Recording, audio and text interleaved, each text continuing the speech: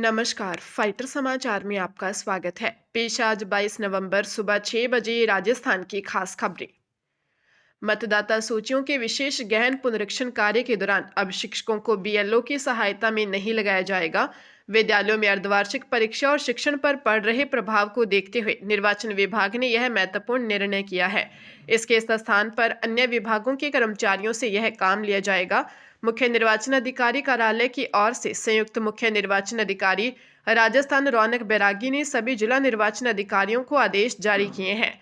निर्देशों में स्पष्ट किया है कि वर्तमान में प्रदेश के स्कूलों में अर्धवार्षिक परीक्षाएं चल रही हैं। ऐसे में शिक्षकों को बीएलओ की सहायता से लगाने से स्कूलों का शिक्षण कार्य बाधित हो रहा है। इसी कारण जिला निर्वाचन अधिकारियों से कहा गया है कि सहायक कर्मियों की नियुक्ति अन्य विभागों से की जाए और शिक्षकों को यथासंभव मुक्त रखा जाए। देवउठनी एकादशी के अबुझ मुहूर्त हुई बड़ी संख्या में शादियों के बाद अब आज से एक बार फिर सड़कों पर बैंड बाजा बाराती दिखेंगे। इस साल का अंतिम सावा 12 दिसंबर को रहेगा। इसके बाद 15 दिसंबर तक मलमास शुरू होते ही मांगलिक कार्यों पर एक बार की विराम लग जाएगा। 22 नवंबर से 12 दिसंबर के बीच शादियों का आलम यह है कि शहर में लगभग सभी भवन और रिसोर्ट बुक हो चुके हैं। शहर के लगभग सभी मैरिज गार्डन बुक हो चुके हैं। ये स्थिति बैंड वालों और केटरर्स की है। बड़ी संख्या में शादियां होने का कारण नवंबर और दिसंबर में विवाह के मुहूर्त सीमित संख्या में होना है। ज्योतिर्विदों के अनुसार नवंबर माह में 22, 23, 24, 26, 29 फिर 30 नवंबर को शादियों की धूम रहेगी। इसी तरह दिसंबर में 1, 4, 11 और 12 को भी यही स्थिति रहेगी। 15 दिसंबर को शुक्र ग्रह के अस्त होने और इसके बाद धनु संक्रांति लग जाने से विवाह आदि मंगल कार्यों पर एक बारगे फिर प्रतिबंध लग जाएगा।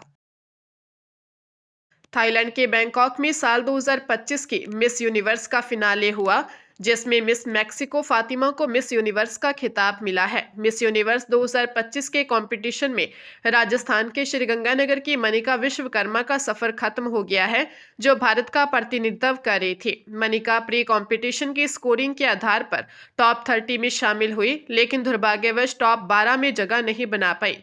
इसी के साथ करोड़ों भारतीयों का सपना टूट गया है। अगर मनिका जीतने में सफल रहती तो भारत चौथी बार मिस यूनिवर्स का खिताब अपने नाम करता। इससे पहले 1994 में सुष्मिता सेन, 2000 में लारा दत्ता और 2021 में हरनाज संधू यह खिताब जीत चुकी हैं। थाईलैंड में मिस यूनिवर्स 2025 का स्टेज पहले ही पल से इलेक्ट्रिक रहा।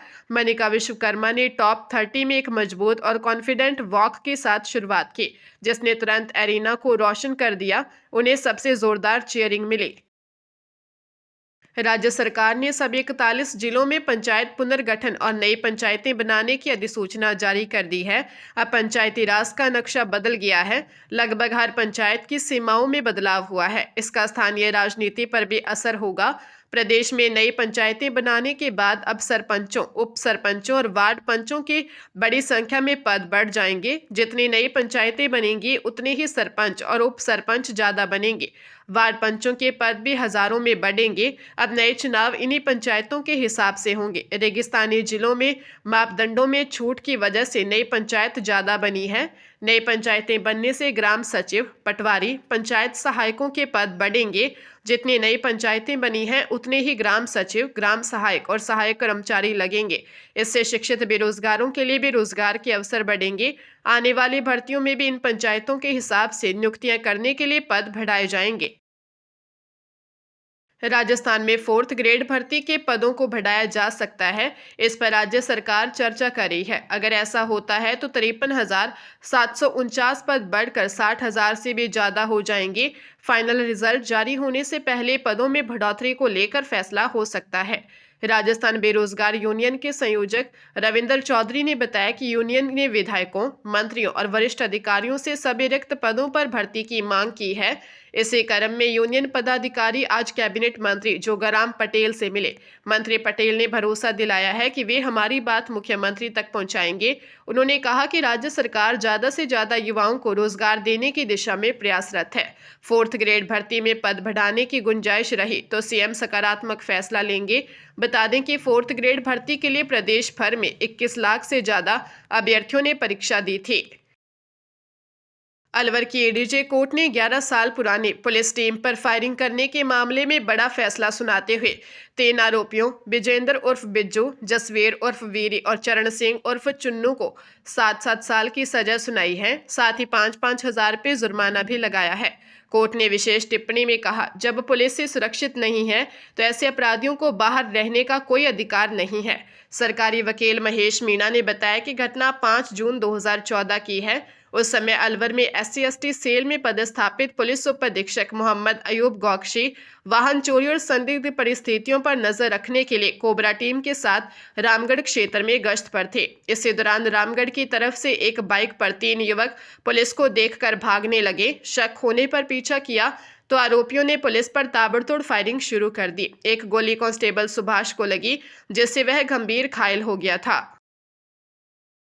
बयावर सदर थाना क्षेत्र में पिपलास और रानी सागर के बीच एक सड़क हादसे में 2 भाइयों की मौके पर मौत हो गई।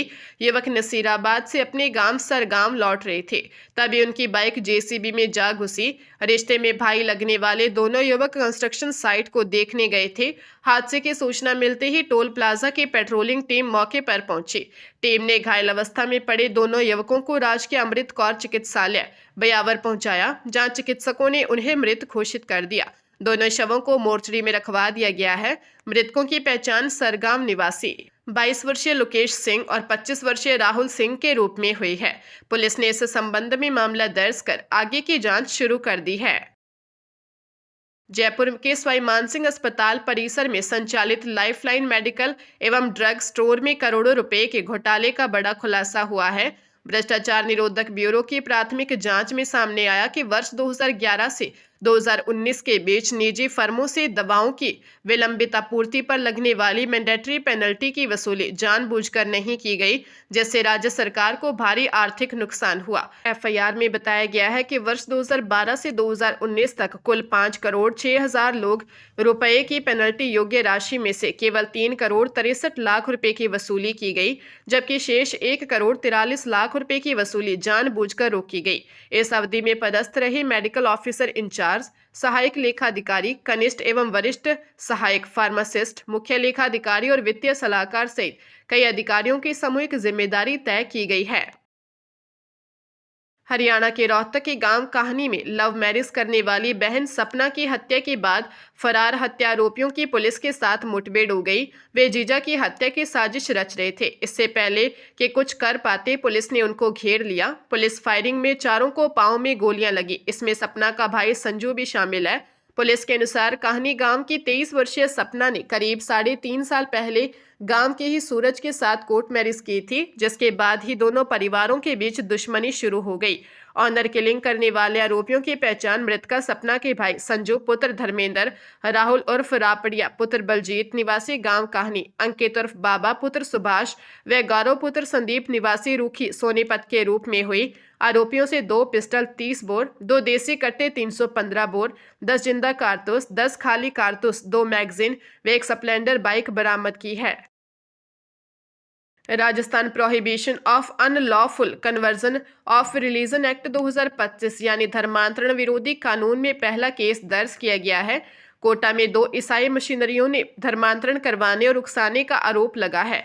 दोनों ने चर्च में हुए एक धार्मिक कार्यक्रम के दौरान न सिर्फ हिंदू समुदाय के खिलाफ आपत्तिजनक बातें कही, उन्होंने राजस्थान सरकार को भी शैतान का राज बताकर टिप्पणी की थी। कोटा के बोरखेड़ा थाने में दोनों पादरियों के खिलाफ मामला दर्ज किया है। जानकारी के अनुसार संभवतः नया कानून में ये पहला केस है। थानाधिकारी देवेश भारद्वाज ने बताया कि ईसाई मशीनरी दिल्ली निवासी चंडी वर्गीश और कोटा निवासी अरुण जॉन को डिटेन किया गया है। दोनों ईसाई मशीनरियों ने 4 से 6 नवंबर के बीच कैनाल रोड स्थित बीर शैबा चर्च में आत्मिक सत्संग में उकसाने की बातें कही थी। कई लोगों का धर्मांतरण करवाने का भी आरोप है।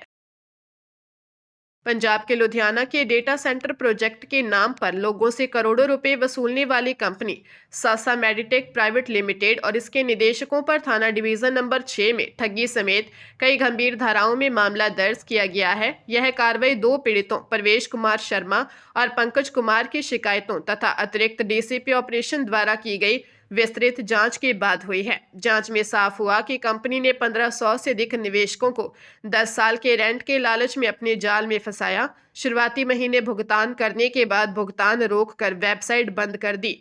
पुलिस ने आरोपी निदेशकों रमेश पॉल, अनिल पांडे, सुनील कुमार बादल, गौरव यादव और शिवानी पांडे के खिलाफ मामला दर्ज किया है। पीड़ितों की मांग है कि आरोपियों की चल अचल संपत्तियां, बैंक खाते और पासपोर्ट तुरंत जब्त किए जाएं ताकि निवेशकों का पैसा बरामद हो सके।